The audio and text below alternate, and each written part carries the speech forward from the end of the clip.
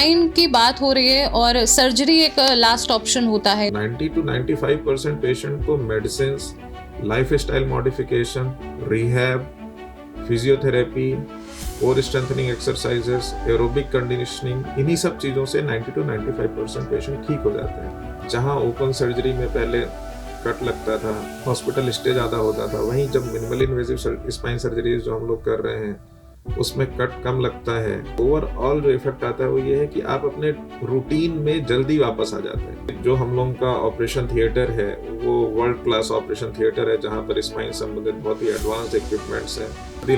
Healthy life style को follow करेंगे, healthy dietary habits को फॉलो करेंगे तो बहुत सारी परेशानियों से आप बच जाएंगे। इस पर आप 5-10 मिनट्स का ब्रेक ले रहे हैं, आप चल रहे हैं, तो वो भी आपको उतना ही अच्छा है। Welcome to C News Bharat podcast और मैं हूं आपकी साथी ज्योति श्रीवास्तव। आज हम बहुत ही महत्वपूर्ण और बड़े विषय पर चर्चा करने जा रहे हैं। जी हाँ, विषय है स्पाइन एंड स्पाइन सर्जरी, यानी कि रीढ़ की हड्डी। रीढ़ की हड्डी हमारे जीवन का आधार है। रीढ़ की हड्डी हमारी पूरी बॉडी में बहुत ही विशेष अंग है, जिसके बारे में अगर हम ध्यान ना दें तो ये आगे चलकर हमारे लिए बड़ी समस्या बन सकता है। और रीढ़ की हड्डी से पूरी दुनिया में कई लोग ऐसे हैं जो दर्द से या फिर किसी अन्य समस्याओं से परेशान हैं।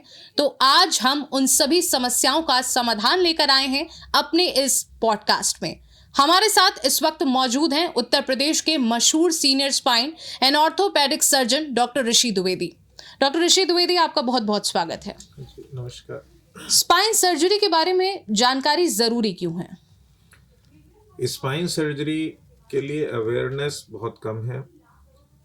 जैसे जैसे डिमांड बढ़ते जा रही है और हमारा जीवन शैली भी बदलता जा रहा है, स्पाइन की परेशानियां बहुत ज़्यादा बढ़ रही हैं।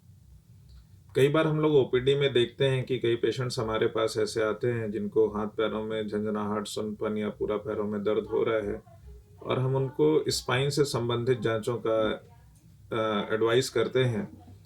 तो उनका बड़ा ही कॉमन क्वेश्चन होता है कि जब परेशानी हमें पैरों में है, हाथों में सुनपन है, तो आप स्पाइन का इन्वेस्टिगेशंस क्यों कर रहे हैं? तो ये भी इस बात का एक रिफ्लेक्शन है कि स्पाइन सर्जरी का अवेयरनेस बहुत कम है।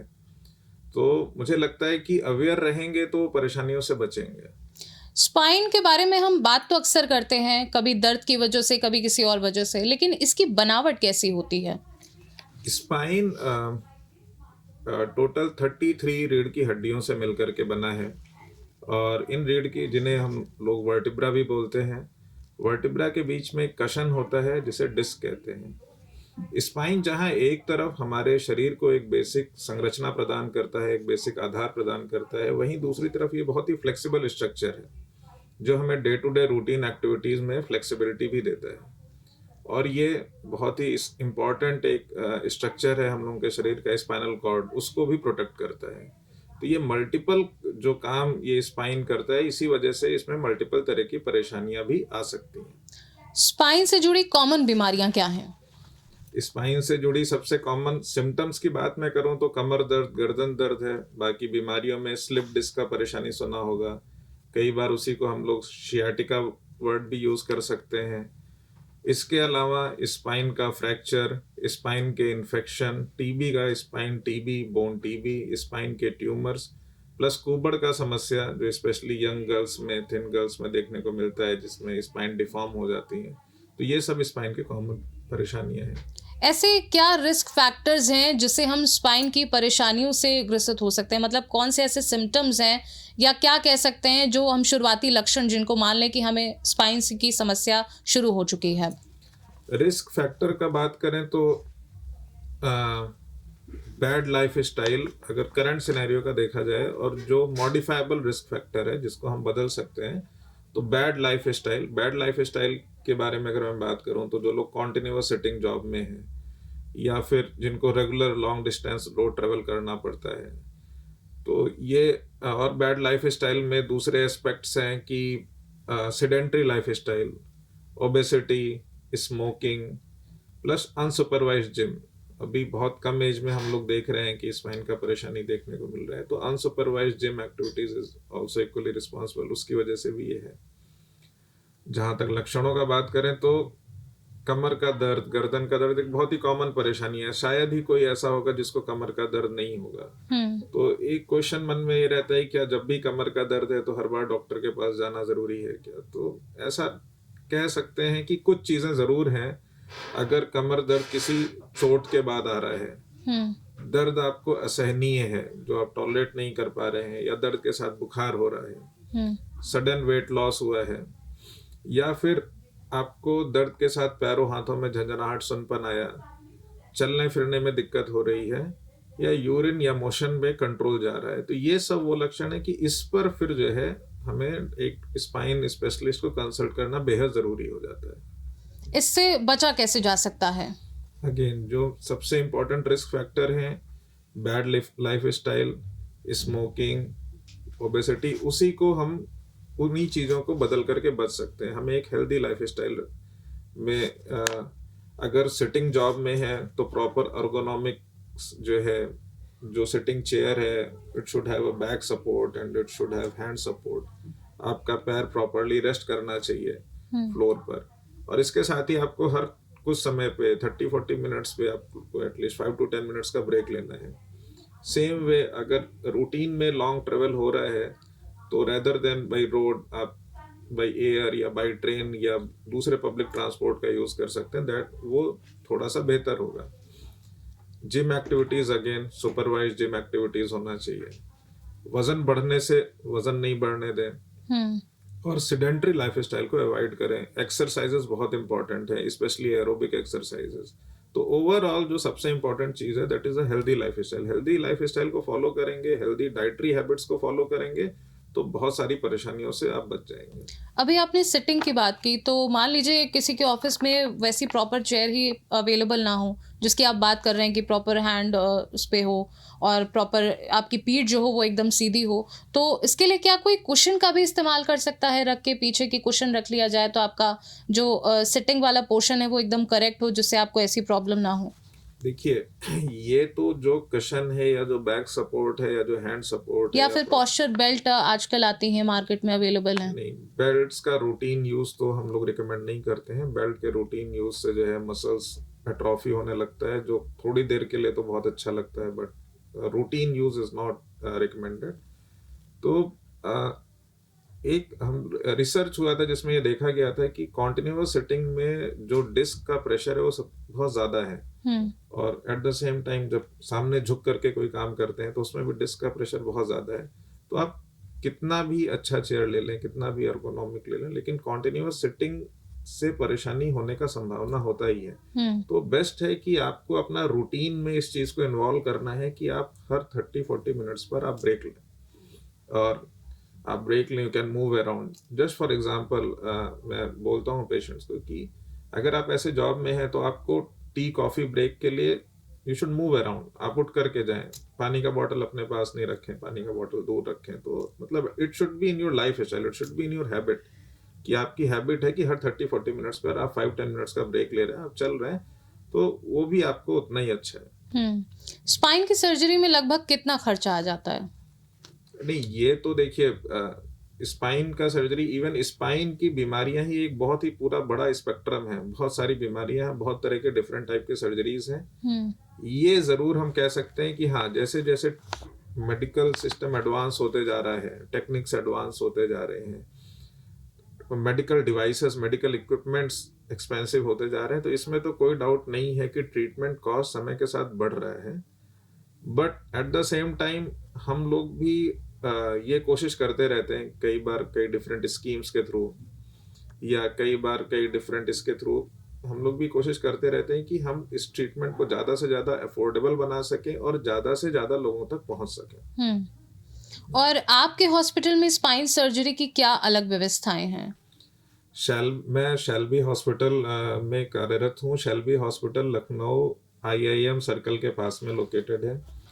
यहाँ पर ये एक स्पाइन एक्सक्लूसिव यूनिट है, तो उसमें जो हम लोगों का ऑपरेशन थिएटर है वो वर्ल्ड क्लास ऑपरेशन थिएटर है, जहाँ पर स्पाइन संबंधित बहुत ही एडवांस्ड इक्विपमेंट्स हैं। और सिर्फ ऑपरेशन थिएटर ही नहीं, जो यहाँ पर हमारे पास जो स्टाफ है वो स्पाइन के लिए स्पेशली ट्रेंड है कि स्पाइन पेशेंट्स को, जिनको सर्जरी हुआ है या सर्जरी का ज़रूरत है या जिनको हम कंजर्वेटिव मैनेज कर रहे हैं, तो उनको कैसे हैंडल करें एट द सेम टाइम हमारे पास बहुत ही एडवांस रिहैब टीम और रिहैब सेंटर भी है। तो कहने का पूरा कंक्लूजन ये है कि यहाँ पर हम लोगों का एक्सक्लूसिव स्पाइन सर्जरी यूनिट होने की वजह से एक कंप्लीट कॉम्प्रिहेंसिव स्पाइन केयर का पूरा फैसिलिटीज अवेलेबल है। तो that is very advance as well. Spine की बात हो रही है और सर्जरी एक लास्ट ऑप्शन होता है जिसमें मतलब बहुत ही कम लोग चाहेंगे कि हमें डायरेक्ट ऑपरेशन वाली पोजीशन में हम चले जाएं। तो इसके विकल्प क्या हो सकते हैं अगर हम सर्जरी पे नहीं जाते हैं तो? नहीं, ये देखिए ये डिजीज पर डिपेंड करता है कि कौन सी बीमारी को टैकल कर रहे हैं और पेशेंट हमारे पास जब आए हैं वो किस सिचुएशन में आए हैं। तो मुझे लगता है कि 90 to 95% पेशेंट तो medicine, life style modification, rehab, physiotherapy, core strengthening exercises, aerobic conditioning, इन्हीं सब चीज़ों से 90 to 95% पेशेंट ठीक हो जाते हैं। लेकिन वहीं जो कुछ पेशेंट्स ऐसे होते हैं जिनको तकलीफ इतना ज़्यादा है कि वो इतने समय से इलाज हो रहा है लेकिन रिस्पॉन्ड नहीं कर रहे हैं, day to day routine effect हो रहा है, या फिर उनको न्यूरोलॉजिकल इन्वॉल्वमेंट बोलने का मतलब कि पंजों में ताकत जा रहा है, पैरों में कमजोरी आ रहा है, यूरिन पे कंट्रोल जा रहा है, टॉयलेट पे तो वो एक एब्सोल्यूट लाइन नहीं है। वी कैन नॉट से कि नहीं, हम जहाँ पे ज़रूरत है और वहाँ पर अगर हम लोग टाइमली इंटरवीन करें तो बहुत अच्छे रिजल्ट्स हैं। थोड़ा सा स्पाइन सर्जरी के बारे में बताइए। स्पाइन सर्जरी अगेन वही चीज़ है कि जिनको ज़रूरत है वो अगर टाइमली उनका ट्रीटमेंट के लिए जाएं तो स्पाइन सर्जरी के रिजल्ट्स हमें अच्छे मिलते हैं। समय के साथ स्पाइन सर्जरी भी बहुत एडवांस होते जा रही है। हम लोग ओपन सर्जरी से अब धीमे धीमे मिनिमली इन्वेजिव स्पाइन सर्जरी की तरफ चले गए हैं। जहां ओपन सर्जरी में पहले कट लगता था, हॉस्पिटल स्टे ज़्यादा होता था, वहीं जब मिनिमली इन्वेजिव स्पाइन सर्जरी जो हम लोग कर रहे हैं उसमें कट कम लगता है।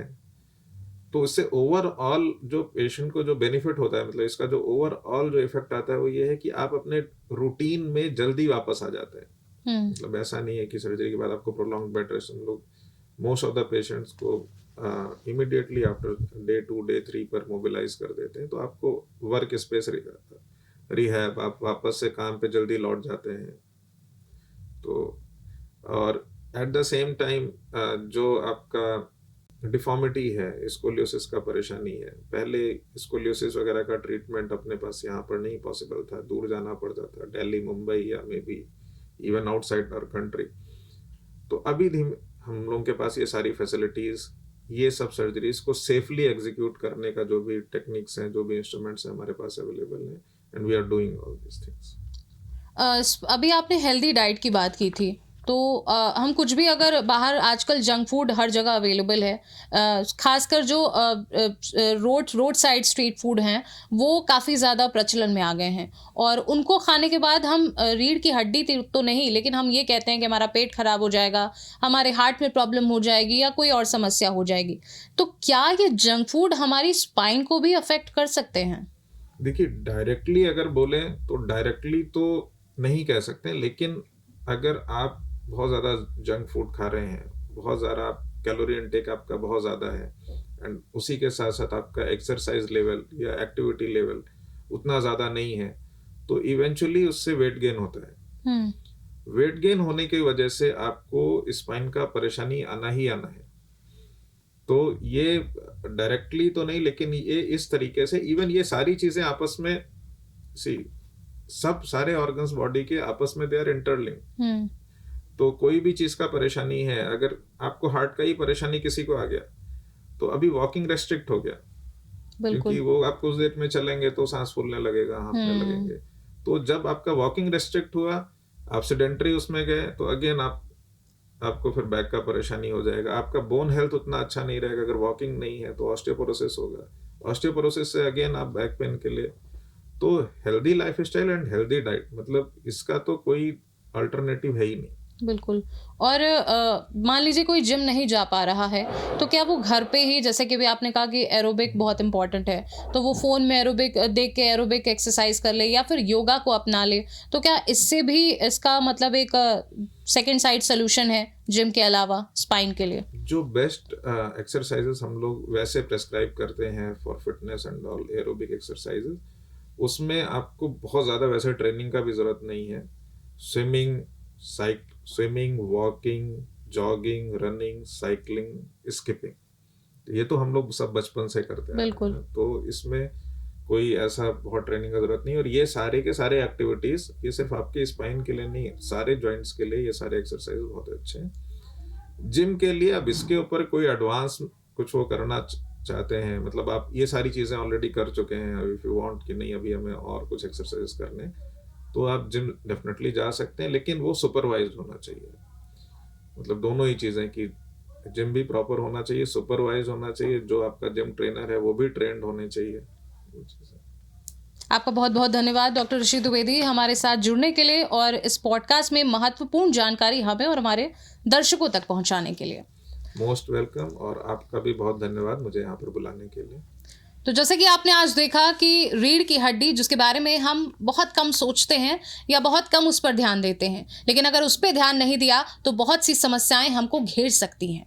हेल्दी लाइफस्टाइल से लेकर एक्सरसाइज तक सब कुछ रीढ़ की हड्डी के लिए इम्पॉर्टेंट है. तो आज से और अभी से अपनी रीढ़ की हड्डी के बारे में सोचिए और उस पर काम करना शुरू करिए. अपनी लाइफस्टाइल को हेल्दी बनाइए. और ये तमाम जानकारी आज हमने अपने पॉडकास्ट के माध्यम से आपको सीधे और सटीक पहुंचाई है.